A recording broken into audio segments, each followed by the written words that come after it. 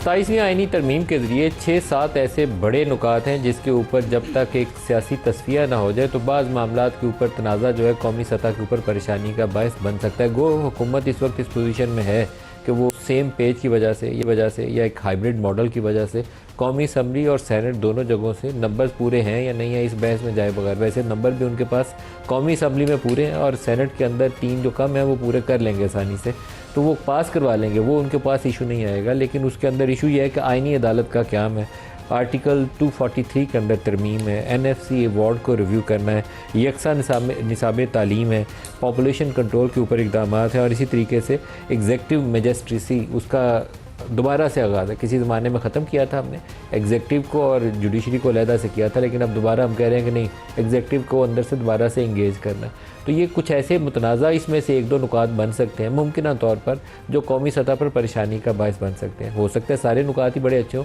अगर इसके ऊपर सियासी इत्तफाक राय हो जाए कि हमने कैसे आगे बढ़ना है तो फिर आप एक रास्ता निकाल लेते हैं। अगर 1 बाई 1 लेने तो आईनी अदालत के ऊपर किसी ज़माने में मोहतरमा अल्लाह पाक उनके दर्जात बुलंद फरमाए, किसी ज़माने में उन्होंने इसकी तजवीज़ पेश की थी। तजवीज़ पेश करने के पीछे उस वक्त के मुहर्रिकात ये थे कि इफ्तिखार मोहम्मद चौधरी या रिसेंट पास में चले जाएँ तो जस्टिस बंदयाल या जस्टिस साकिब निसार जैसे जजेस सुप्रीम कोर्ट में बैठ के एक पार्टी के हक़ में फ़ैसला करते थे, दूसरी को फ़िक्स करते थे। इफ्तिखार मोहम्मद चौधरी के ज़रिए पीपल्स पार्टी को कमज़ोर किया गया था, नून लीग को वो सपोर्ट करते थे और पीपल्स पार्टी की कमर तोड़ दी थी इफ्तिखार चौधरी ने।